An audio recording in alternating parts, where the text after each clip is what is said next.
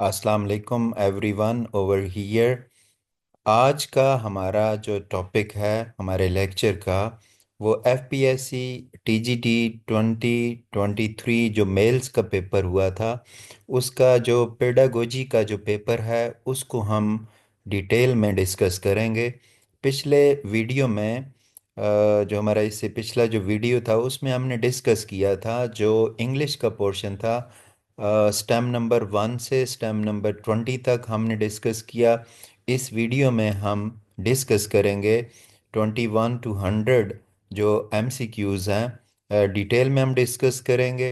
ये पेडागोजी का पेपर है, पोर्शन है। So let's start. Number 1, management is to get the dash done well in time. Management का जो मेन पर्पस होता है क्या होता है कि जो वर्क है जो टास्क है उसको टाइमली जो है एग्जीक्यूट करना, उसको टाइमली मुकम्मल करना। Number 2, the head master is legally card. अब फोकस लीगल पे हो रहा है, तो लीगली जो हेड मास्टर के लिए जो टर्म यूज़ होती है that is principle. Job specification, job specification जो होती हैं वो डिस्क्रिप्शन ऑफ द जॉब होती है। नेचर ऑफ द जॉब बहुत सारी बुक्स में ये इधर उधर लिखा हुआ, नेचर ऑफ द जॉब नहीं होती, वो उसकी डिस्क्रिप्शन ऑफ द जॉब होती है। An administrator is successful in imposing dash on his employees.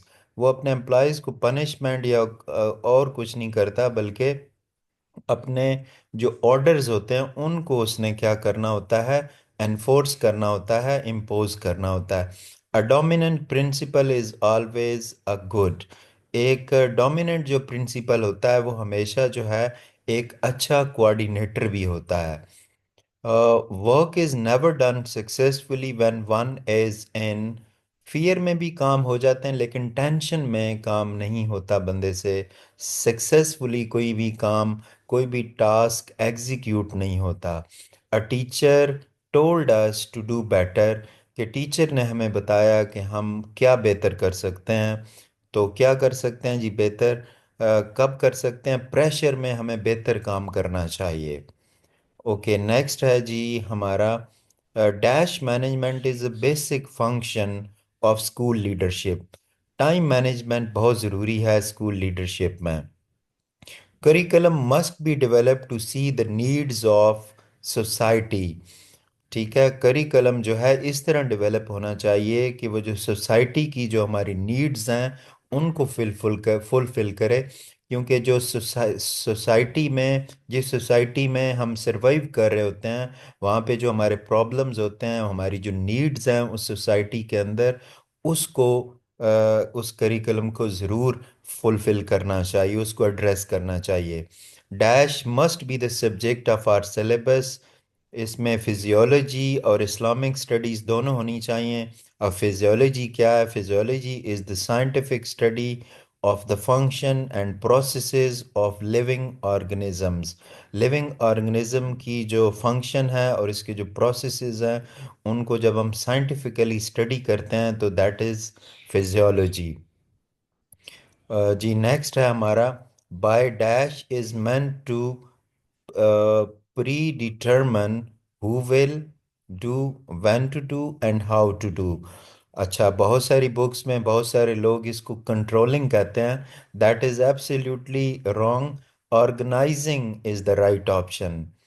ठीक है, ऑर्गेनाइजिंग का वर्ड इसके लिए यूज़ होता है, जिसमें हम कौन करेगा, कब करेगा और कैसे करेगा।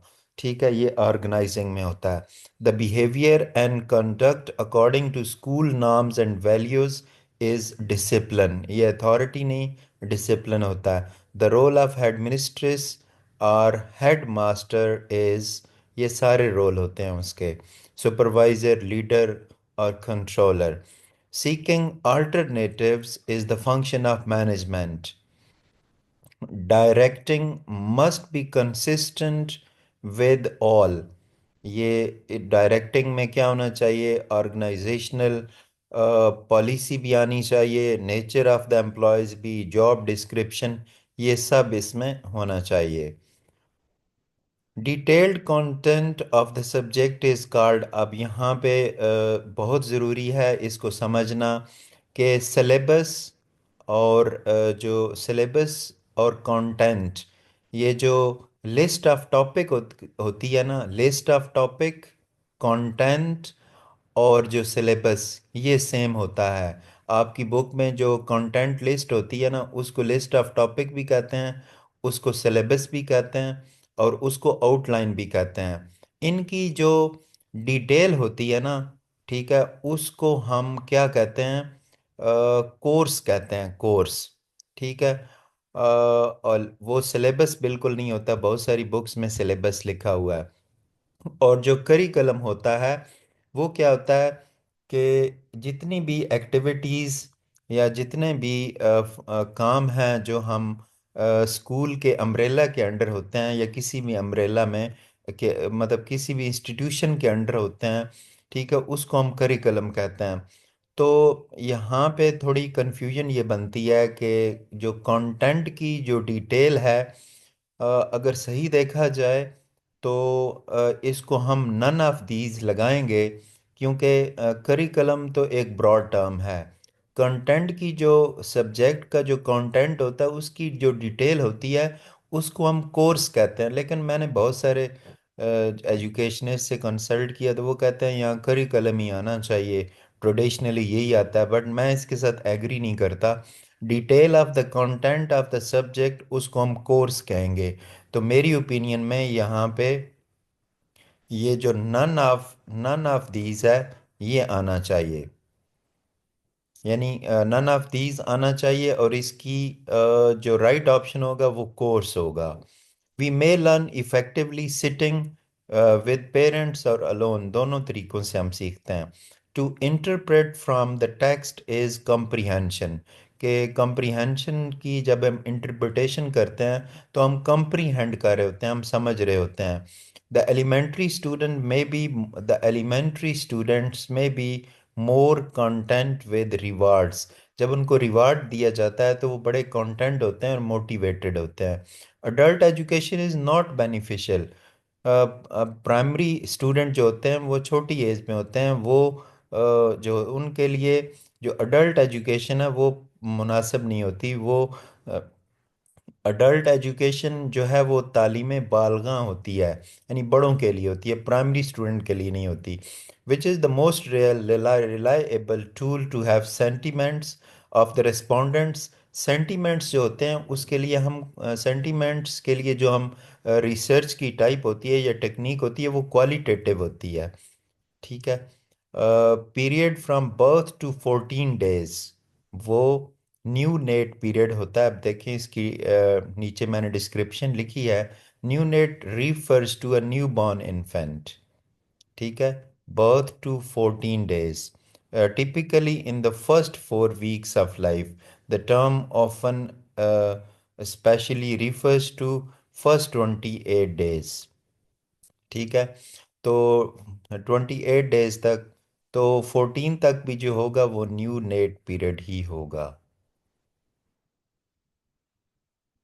नेक्स्ट है जी, MCQs must not be imposed on individual with a strong preference for MCQs. जो एमसीक्यूज को सिर्फ प्रीफर करते हैं स्टूडेंट, वो सिर्फ क्या करते हैं कि एमसीक्यूज को प्रिपरेशन उनकी स्टार्ट कर देते हैं, सब्जेक्टिव नॉलेज वो उसकी तरफ नहीं आते। कारपोरल पनिशमेंट जो है वो बेनिफिशियल नहीं है, एलिमेंट्री के लिए भी, सेकेंडरी के लिए भी, स्टूडेंट्स के लिए भी, किसी के लिए भी नहीं। It is very challenging to teach and आएगा यहाँ पे, and नहीं है, and maintaining discipline and order in the classroom, ये कोई easy task नहीं होता। The student is mature enough to do better at the age of 18 years. Parents would get their aim of education from society. Education is an important instrument of social change. तो बहुत सारी books में और मैंने देखा कि लिखा हुआ है ये रूसो, तो रूसो नहीं है यहाँ पे, ये दुर्खाइम है। तो कैसे है जी कि जो सोशलिस्ट हैं लाइक मार्क्स और रूसो, इन्होंने क्या किया है, recognize the role of education in society, Durkheim emphasize its function in maintaining social order and cohesion. तो ये जो सोशल चेंज का जो इम्पोर्टेंट इंस्ट्रूमेंट है एजुकेशन में, ये टर्म दुर्कहाइम ने कही है। Types of courses imposed by the parents. अगर हमारी सोसाइटी में देखा जाए तो ये, तो फिर ये जो है ना, ए और बी ऑप्शन ये ठीक है। वैसे अगर हम जनरली देखें, सही एजुकेशन में हम देखें, तो पेरेंट्स जो है वो इम्पोज नहीं करते। ये हमारी सोसाइटी में है कि कोर कोर्सेज जिसमें मैथ, इंग्लिश, साइंस, ये और इलेक्टिव कोर्सेज जो हैं ये पेरेंट्स इम्पोज करते हैं कि आपने ये बनना है वो बनना है। लेकिन सही जो अच्छी सोसाइटीज़ हैं उनमें नहीं देखा जाता। उनके हवाले से इसका आंसर नन ऑफ दीज आएगा। हमारी सोसाइटी के हवाले से सी आएगा। ये इसकी जो डिस्क्रिप्शन है ये आप देख सकते हैं कि parents typically do not impose courses on children in the same way that academic institution do। कि एकेडमिक जो इंस्टीट्यूशन होते हैं वो ये कर काम करते हैं, पेरेंट्स नहीं करते, लेकिन हमारी सोसाइटी में पेरेंट्स करते हैं। 50, value is meant value is meant to predetermine who will do, when to do and how to do। ये पहले हो गया, ये ऑर्गेनाइजिंग है, ये इसकी डिस्क्रिप्शन भी आप देख सकते हैं। Secondary education is not useful for early childhood development. के लिए सेकेंडरी एजुकेशन तो अब यूज़फुल नहीं हो सकती। Diagnostic testing is most useful for diagnose करना, ठीक है, स्ट्रेंथ और वीकनेस को लर्निंग में स्टूडेंट की। Beauty is an essence of life, ये एवर वांटेड, एवर लाइक्ड, अब ये ऑप्शन ठीक नहीं है। उसके लिए इम्पोर्टेंट और इसेंशियल का वर्ड आना चाहिए। बुक्स में बहुत सारी में ये इसका भी राइट ऑप्शन सही नहीं है। टू अब्जॉर्ब न्यू आइडिया, अब देखें नए आइडियाज़ को लेके आना, उनको एब्जॉर्ब करना। अब पहले पहले नॉलेज के अंदर उनको एडजस्ट करना, इसको हम एसिमिलेशन कहते हैं। Simulation, to have a good insight into matter by role playing, इसको हम रियल सिचुएशन कहते हैं। क्यों? सिमुलेशन इज़ अ टेक्निक, ये एक टेक्निक है that aims to replicate real world situation और सिस्टम। ये कहती है कि रियल वर्ल्ड सिचुएशन को रेप्लिकेट किया जाए। This allowed individual to experience and learn from situation in a controlled and safe environment. तो रियल सिचुएशन यहाँ पर आएगा। Dash is the best evaluator of student, teacher है best evaluator.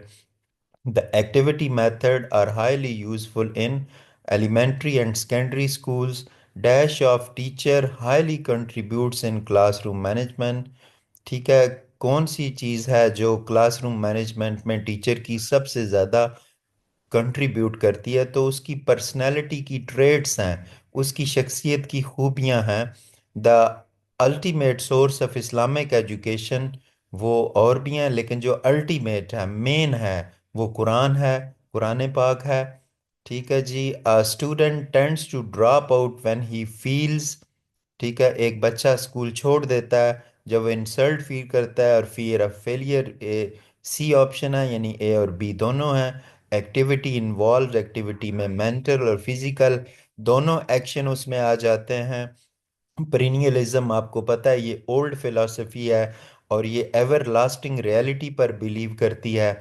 The teacher must do, पहले उसे खुद करना चाहिए, तो डू वाला यानी बी ऑप्शन ठीक आएगा। Exercises must be included in each chapter to get completed by the student। Exercises करवानी तो टीचर ने होती हैं लेकिन करनी कंप्लीट स्टूडेंट ने होती हैं।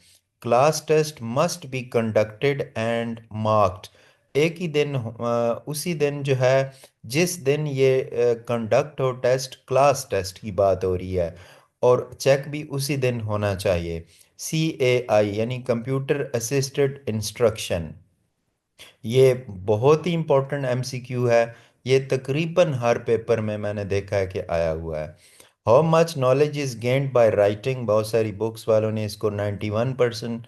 देखें, राइटिंग की डिफरेंट टाइप्स होती हैं। तो अब ये डिपेंड करता है कि हर टाइप की जो राइटिंग है उससे हम डिफरेंट किस्म का नॉलेज जो है वो लेते हैं। तो इसकी परसेंटेज को, स्पेसिफिक परसेंटेज को डिटरमिन करना ये मुमकिन नहीं है, इसलिए नन ऑफ दीस आएगा।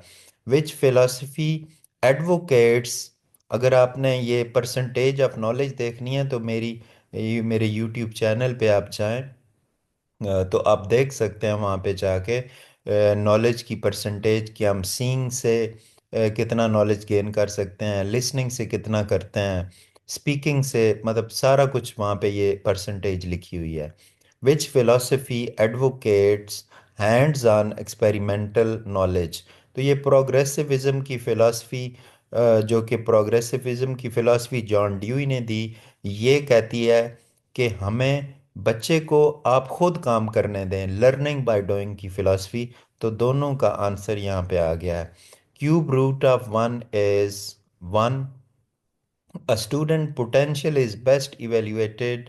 किसी एक सब्जेक्ट में इवेल्युएट नहीं किया जा सकता कि उसकी बेस पे हम कहें कि ये स्टूडेंट में ये पोटेंशियल है। किसी स्पेसिफिक एक सब्जेक्ट से नहीं हो सकता, बल्कि सारे सब्जेक्ट्स में अगर हो तो फिर हम कह सकते हैं किसी एक स्पेसिफिक सब्जेक्ट से उसके पोटेंशियल यानी उसके टैलेंट को हम इवेल्युएट नहीं कर सकते। A good test must have.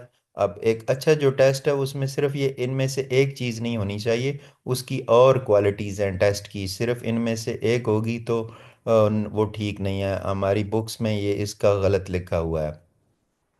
Simulation is best used in setting. Simulation को हम सेटिंग में सही इस्तेमाल कर सकते हैं। नेक्स्ट है जी, learning objectives must be well defined to teacher and students, दोनों को पता होने चाहिए। और collection of productive homework to evaluate the performance of student.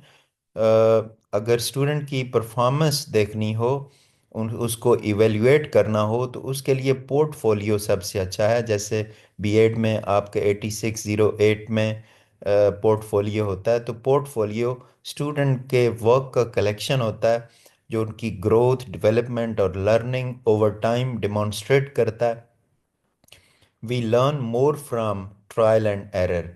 Trial and error जो है ये प्रॉब्लम सॉल्विंग मेथड है, ठीक है, जिसमें डिफरेंट सॉल्यूशन होते हैं प्रॉब्लम के। और उस वक्त तक हम उसके सॉल्यूशन को, यानी जब तक वो प्रॉब्लम सॉल्व नहीं होता, हम उसके जो डिफरेंट सॉल्यूशंस हैं उस पर गौर करते हैं। तो इससे स्टूडेंट बहुत लर्न करते हैं। 77, student performance is best shown with is achieved grade है ये। Useful measurement is emphasised in classroom measurement. Description आप देख सकते हैं। स्टडी ऑफ ग्रेट बुक्स, ये आपको पता है ओल्ड फिलोसफी पीरियलिज्म में होती है। Dash inspire educators to go beyond traditional learning. जब स्टूडेंट ट्रेडिशनल लर्निंग से हटते हैं और एक न्यू एंगल से सोचते हैं, ठीक है, एक न्यू अप्रोच के थ्रू सोचते हैं, ट्रेडिशनली नहीं सोचते, न्यू नॉलेज के बारे में सोचते हैं, तो वो डिस्कवरी लर्निंग होता है। विच is the most important element of educational measurement. तो उसमें स्टूडेंट की हमने एजुकेशनल मेजरमेंट करनी होती है। इनफॉर्मल एजुकेशन, ये लाइफ लॉन्ग होती है, हर वक्त चलती रहती है।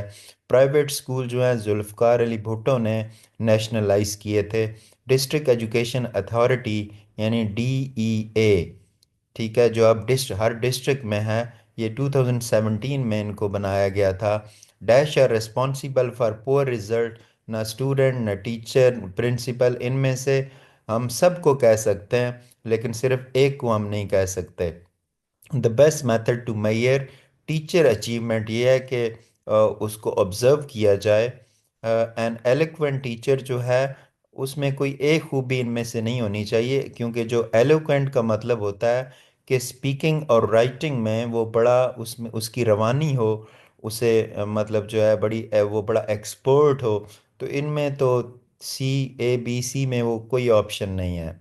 लेक्चर मेथड इफ़ेक्टिव है उन स्टूडेंट के लिए जो खुद पढ़ सकते हो, सेल्फ डायरेक्टेड स्टूडेंट।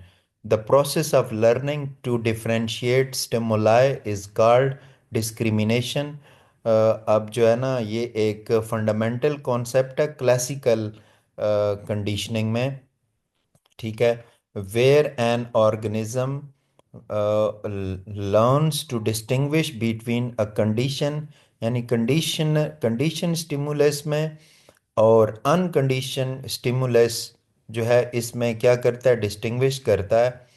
तो this ability allows the organism to make more precise and adaptive responses to its environment, यानी जो द प्रोसेस है लर्निंग में टू डिफरेंशिएट स्टिमुलाई उसको हम डिस्क्रिमिनेशन कहते हैं। प्रोलॉन्ग्ड फियर, ये स्ट्रेस और फेलियर दोनों का बायस बनता है। Syllabus must show its implication in our daily life, society में नहीं, डेली लाइफ में उसकी इम्प्लीकेशन होनी चाहिए। Dash must be core element of all examination, comprehension भी और ऐसे राइटिंग भी दोनों। Emphatic, empathetic understanding, ability to feel and understand other, empathy कहते हैं ना कि फील करना और अंडरस्टैंड करना दूसरों को। uh, what is the ultimate function of counseling? For an individual to attain self-direction. Directive counseling was developed by E.G. Williamson, ये बहुत important है। गाइडेंस और काउंसलिंग के 10 MCQs ऑलमोस्ट हर पेडागोजी के पेपर में आते हैं। Which of the statement about counseling is not correct? हर बच्चे को काउंसलिंग की ज़रूरत नहीं होती, तो ये ठीक नहीं है statement. The main M of educational guidance is, educational guidance का मतलब होता है स्टूडेंट की डेवलपमेंट। प्रोफेशनल एडवाइस, अब देखें प्रोफेशनल एडवाइस और हेल्प की जब बात होती है, प्रोफेशनल तो ये काउंसलिंग होता है, ए और बी नहीं है, प्रोफेशनल का वर्ड आ गया है। Which of the following is not testing type, case studies जो है ना वो टेस्टिंग टाइप नहीं होती, बाकी दोनों टेस्टिंग टाइप्स हैं। लास्ट हमारा स्टेम है a detailed study of a person, जब हम किसी पर्सन की, ग्रुप की या सिचुएशन की एक पीरियड के में हम स्टडी करते हैं, डिटेल स्टडी करते हैं, तो दैट इज़ केस स्टडी। तो ये हमारा पेडागोजी का पोर्शन था TGT 2023 मेल पेपर का। होपफुली आपको ये सारे कॉन्सेप्ट समझ आए होंगे। नेक्स्ट भी हम इसी तरह पेपर अपलोड करेंगे डिटेल में। So keep in touch. Thank you very much.